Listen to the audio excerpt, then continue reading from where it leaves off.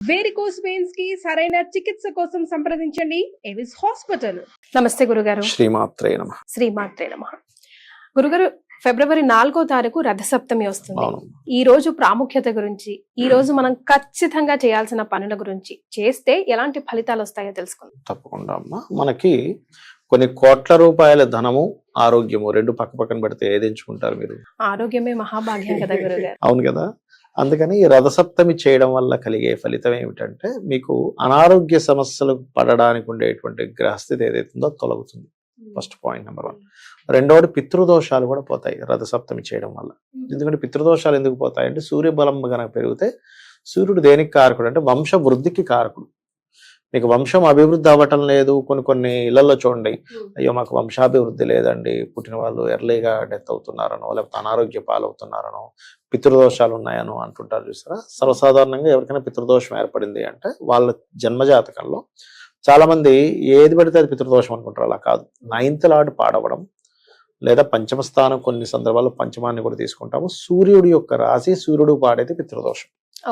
ఆ పితృదోషాలు ఉన్నప్పుడు ఏమవుతుందంటే, మనకి కనెక్ట్ అవ్వవు కొన్ని. అంటే ఎలా అంటే, ఇప్పుడు చూడండి, మనం ఒక రేడియో పెట్టుకున్నాం, దాన్ని సరిగ్గా 96.3 ట్యూన్ కనెక్ట్ లేకపోతే ఆ పాట ఎలా రాదో, ఇక్కడ జన్మజాతకంలో వీళ్ళకుండే గ్రహస్థితి వల్ల పితృదేవతలు వీళ్ళకి ఇవ్వాల్సినటువంటి ఏదైతే ఉందో ఇవ్వలేకపోతుంటారు. వాళ్ళు అక్కడ అల్లాడిపోతుంటారు, అయ్యో వీడికి చేయలేకపోతున్నామే, వీళ్ళు వాళ్ళకేమి కనెక్ట్ అవ్వలేకపోతుంటారు. అది ఎక్కడో మిస్ అవుతుంది. ఇది అది ఎందుకు అవుతుంది అంటే, సూర్య భగవానుడి యొక్క అనుగ్రహం పరిపూర్ణంగా లేకపోవడం వల్ల. ఇప్పుడు కొంతమందికి చూడండి, మీలో సి విటమిన్ లేదండి, పలానా డెఫిషియన్సీ ఉంది, అందుకే మీరు ఇట్లా అయిపోతున్నారంట. సి విటమిన్ లోపించింది, అందుకే మీరు పులుపు పదార్థాలు తినండి, లేకపోతే విటమిన్ డి లోపించింది, లేకపోతే అది లోపించింది చెప్తూ ఉంటాం. అంటే మనలో ఒకటి లోపించినప్పుడు మనం ఒక విషయం మీద పరిపూర్ణంగా వెళ్ళలేకపోతుంటాం. సేమ్ యాజ్ ఇట్ ఈజ్ అలాగే పితృదోషం ఉండడం వల్ల పితృదేవతల అనుగ్రహం పొందలేకపోతుంటాం. పితృదోషం ఉండడం వల్ల అనారోగ్యాలు పాలవుతుంటాం. సన్ యొక్క స్ట్రాంగ్నెస్ తగ్గడం వల్ల మనం ఆరోగ్యంగా ఉండలేము. అసలు ఎందుకు వస్తాయి గురుగారు దోషాలు? చెప్తాను. పితృదోషం రావడానికి చాలా కారణాలు ఉన్నాయి. ఒకటి, మీరు పెద్దలని, మీ ఇంట్లో ఉండేటువంటి తండ్రిని ముఖ్యంగా దూషించడం, లేదా సక్రమంగా ఉండే సంతానాన్ని మీ సరిగ్గా చూసుకోకపోవడం. ఇప్పుడు చూడండి, చాలా మంది బాధ్యతారహితంగా ఉంటారు పిల్లల మీద, పెద్దగా పట్టించుకోరు. ఆ పాపం ఆ శ్రీమూర్తి ఆవిడేదో చిన్న జాబ్ చేసుకుంటూ ఆవిడేదో నడిపించుకుంటూ ఉంటది. దట్ ఈజ్ ఆల్సో పితృదోషం. అంటే ఏంటి, నీకు ఒక వంశ అభివృద్ధి అవ్వడానికి నీకు సంతానాన్ని ఇస్తే భగవంతుడు, నువ్వు దాన్ని లెక్క చేయలేదు, దాని వాల్యూ తెలుసుకోలే. సంతానం లేని వాళ్ళకి దాని వాల్యూ తెలుస్తుంది. చూడండి, అసలు ఎంత తప్పించిపోతారు. ఒక్క సంతానం ఉంటే బాగుందని డాక్టర్ల చుట్టూ తిరుగుతుంటారు. నువ్వు అది ఎప్పుడైతే నువ్వు సరిగ్గా చేయలేదో, నెక్స్ట్ లైఫ్ లో ఏమవుతుందంటే, నీకు సంతానం సరిగ్గా ఉండకపోవడమో, ఉన్న తండ్రి సరిగ్గా చూసుకోకపోవడమో జరుగుతూ ఉంటది. అంటే ఇప్పుడు గురుగారు మీరు చెప్పినట్టు, ఇప్పుడు ఫాదర్ లైక్ సోల్ ఫ్యాక్టర్ కాదు అంటే, తన ఏది చేయలేదు ఒక కొడుకు కోసమో కూతురు కోసమో, కాబట్టి ఆబ్వియస్ గా వాడు హేట్ చేస్తాడు తండ్రిని. అవును, చేస్తాడు. కాబట్టి ఇంక వీడు కూడా తండ్రికి ఎలాగో గౌరవించాడు. అలా క్యారీ ఫార్వర్డ్ అవుతుంది. అది ఎక్కడికి వెళ్ళిపోతుంది అంటే, పితృదేవతలు కూడా అనుగ్రహించిన స్టేజ్కి వెళ్ళిపోతుంది. ఇప్పుడు ఇది తగ్గాలి అంటే మీరు సూర్య ఉపాసన చేయాలి. సూర్య ఉపాసన ఎందుకు చేయాలి? సూర్య ఉపాసన వల్ల కలిగేది ఏమిటి శాస్త్రంలో అంటే, పూర్వజన్మ కర్మలు దగ్ధం అవుతాయి. పూర్వజన్మల్లో చేసినవి కదా ఇవన్నీ వచ్చాయి, క్యారీ ఫార్వర్డ్ అవుతూ. ఇప్పుడు ఇది దగ్ధం అయితేనే గానీ, దీని బీజం దగ్ధం అయితేనే గానీ మీకు ఇక్కడ తగ్గదు. అది అదొకటి, ప్లస్ ఆరోగ్యం రెండు కూడా మీకు వస్తుంది. దీనికి రథం వేస్తారు. మనకి చిక్కుడు ఆకులతో చిక్కుడు వాటితోనే చేయమని చెప్పారు శాస్త్రం. దానికి 9 చిక్కుడుకాయలతో చేయాలి ముఖ్యంగా. చేస్తే ఏమవుతుందంటే, 9 7 గురుగారు, కొంతమంది 9 కొంతమంది 7 వాడతారు. ఆయన గుర్రాలు 7 కదా. 7 రథంకి ఉండే గుర్రాలు వేరు, ఈ చిక్కుడుకాయలతో చేసేది వేరు. దీని వల్ల ఏమవుతుందంటే, మన చిక్కుడుకాయలు అండ్ రేగి పండుతో చేస్తారు. చేయడం వల్ల అతనికి తృప్తి అనమాట. అంటే ఆయనకు మనం ఒక రథంలా తయారు చేసాము. ఇంత ఆరోగ్యాన్ని ఇచ్చేటువంటి సూర్య భగవానుడికి ఒక చిన్న గిఫ్ట్. మనం చూడండి, చిన్నపిల్లలు ఒక్కోసారి మనకి ఏదో చిన్నగా ఏదో రాసి, మమ్మీ ఇగో నీకు అనగానే, అబ్బా ఎంత బాగుందో అంటే, మనం ఆయన ఏదో సంతృప్తి పరచడం అక్కడ. ఆయన రథాన్ని మనం ఆయనకి ఇవ్వడం అనమాట. దానివల్ల ఏమిటి అంటే, ఆరోగ్యం పెరుగుతుంది. అదే విధంగా శాస్త్రంలో చెప్పినటువంటిది ఏంటంటే, ఆయనకి చిన్న దంతాలు ఉంటాయి. చిన్న దంతాలు ఉండేటువంటి సూర్య భగవానుడికి నువ్వు చక్కగా సగ్గుబియ్యంతో ఉన్నటువంటి పాయసాన్ని నైవేద్యంగా పెట్టు. అదే విధంగా ఒక జీవుడు పుట్టగానే ఫస్ట్ ఆయన సంతోషిస్తాడు. ఏంటంటే, నాకు అర్ఘ్యం ఇచ్చేవాడు పుట్టాడు అంటే, ఆయన మనమేదో బాల్కనీలో నిలబడి ఒక గ్లాస్తో వస్తే ఆయనకి వెళ్ళిపోతుంది అంటే అట్లా కాదు. అది వెయ్యడం వల్ల ఆయన నుంచి వచ్చేటువంటి కిరణాలు ఏవైతే వాటర్ నుంచి ఎప్పుడైతే పాస్ అవుతాయో, అది డిఫరెంట్ 7 టైప్స్ ఆఫ్ కిరణాలుగా మారతాయి. పర్ఫెక్ట్ గా మన మీదకి ఎప్పుడైతే వస్తుందో ఈ షట్చక్రాలకి సంబంధం కలిగి ఉంటుంది. ఆ వాటర్ పోసినప్పుడు ఆ కిరణాలు రావడం వల్ల ఇది యాక్టివ్ అవుతూ ఉంటాయి. మీరు కావాలంటే ఒక 40 days, అది స్త్రీలు కావచ్చు పురుషులు కావచ్చు ఎవరైనా కానీ 40 days మీరు చేసి చూడండి. ఆ 40 days ఎట్లా ఉంటుంది చూడండి మీ యాక్టివ్నెస్. చేయకుండా 40 days చూడండి. ప్రాక్టికల్ గా నేను ఇది చేసి మరీ చెప్తున్నాను. నేను గురుగారు కొంతమంది ఇలా పోస్తారు, కొంతమంది మన హైట్ కన్నా పైన హైట్ కంటే పైనుంచే పోయాలి, ఇట్లాగే పోయాలి, ఇట్లా పోయకూడదు. ఓకే. అది ఎందుకు అంటే మనకి షట్చక్రాలు ఇక్కడ వరకు ఉంటాయి. షట్చక్రాలు దాని తర్వాత సహస్రారం ఉంటుంది. సో ఏంటి, సహస్రారం నుంచి ఇట్లా పోయాలి. పోసినప్పుడు ఏమవుతుంది, ఆ వాటర్ ఇట్లా పడినప్పుడు ఆ వాటర్ నుంచి వచ్చేటువంటి కిరణాల యొక్క ఇది మనకి యాక్టివ్ అవుతుంది.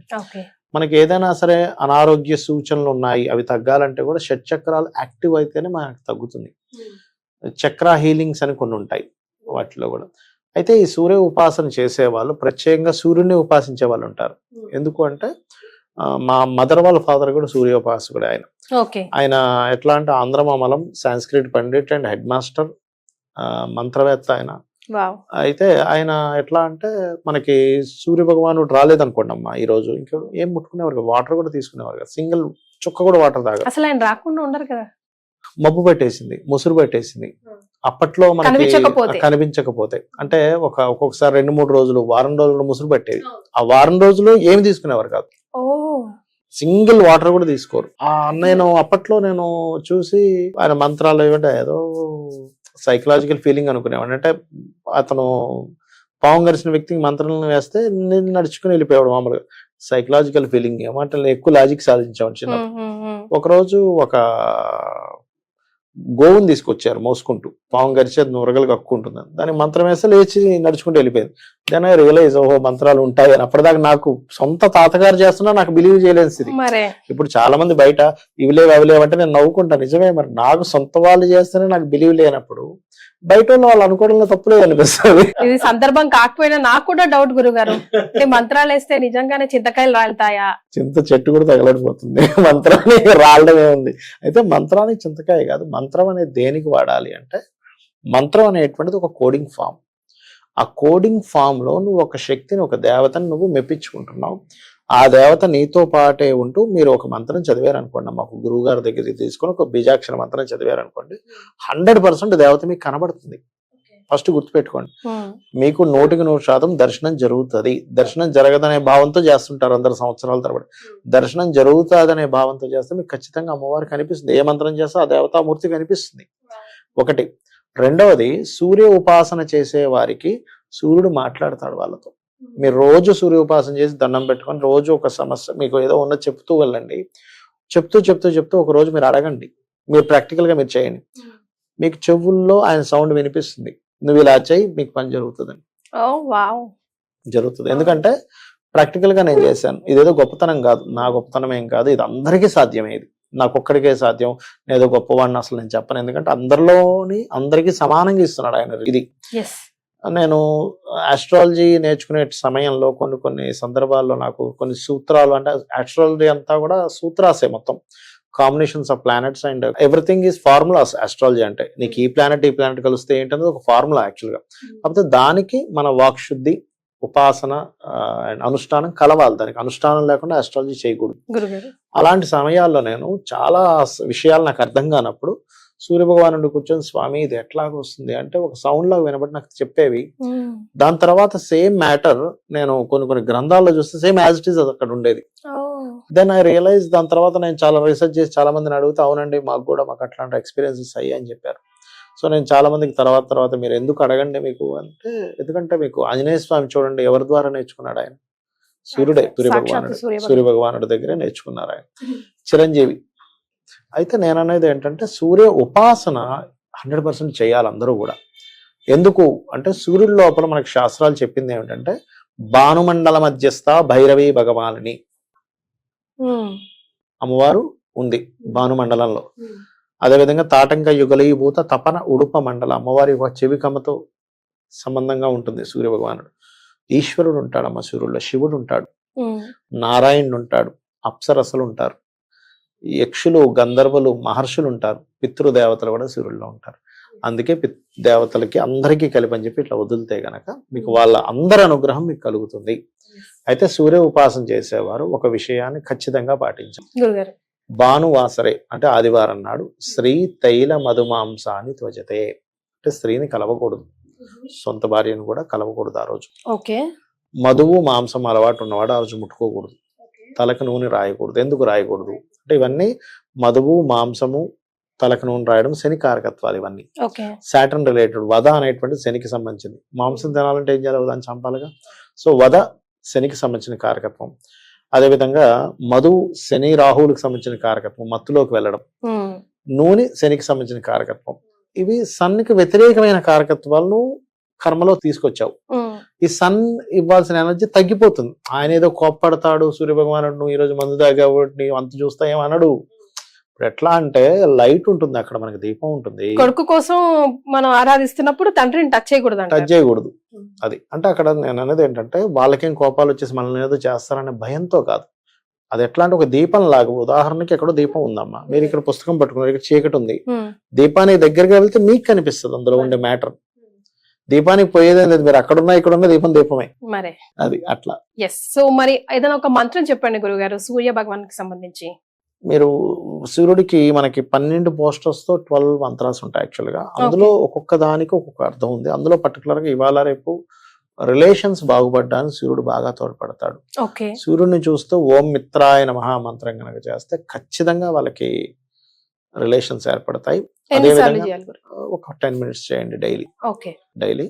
అలాగే సూర్య భగవాను చూస్తూ ఓం భానువే నమః అనేటువంటి నామం కనుక చేసినట్లయితే ఖచ్చితంగా వాళ్ళకి పేరు ప్రఖ్యాతులు వస్తాయి. సూర్యుడు ఏంటంటే మీకు ఒక రేంజ్ లో ఒక స్టేజ్ లో ఉండాలి, ఎక్కడికి వెళ్ళినా మీకు రెస్పెక్ట్ దొరకట్లేదు అన్నప్పుడు సూర్య ఉపాసన చేయండి. మీరు అసలు ఎక్స్పెక్ట్ చేయరు, అంత రెస్పెక్ట్ ఇస్తాడు. ఎందుకంటే సూర్యుడి ఎనర్జీ మీ చుట్టూ ఉంటుంది. ఉపాసన అంటే ఏ విధంగా చేయొచ్చు? ఉపాసన అంటే ఏం లేదమ్మా, అదే పెద్ద పూజ ఇంత టైం అలా అనుకుంటారు కదా. కాదు. ఉపాసన అంటే దగ్గరగా ఉండడం. అంటే మీరు ఏ పని చేస్తున్నా సూర్యుడికి చెప్పుకుంటూ ఉంటారు. స్వామి ఏంటో ఇవాళ ఇక్కడికి వెళ్తున్నాను, మరి ఏమవుతుందో మీరు ఒక ఫ్రెండ్ కి చెప్పుకున్నట్టు. అందుకే మిత్రాయ నమః అట్లా అనమాట. అది రైట్. చాలా సంతోషం గురుగారు, ధన్యవాదాలు. శ్రీమాత్రే నమః.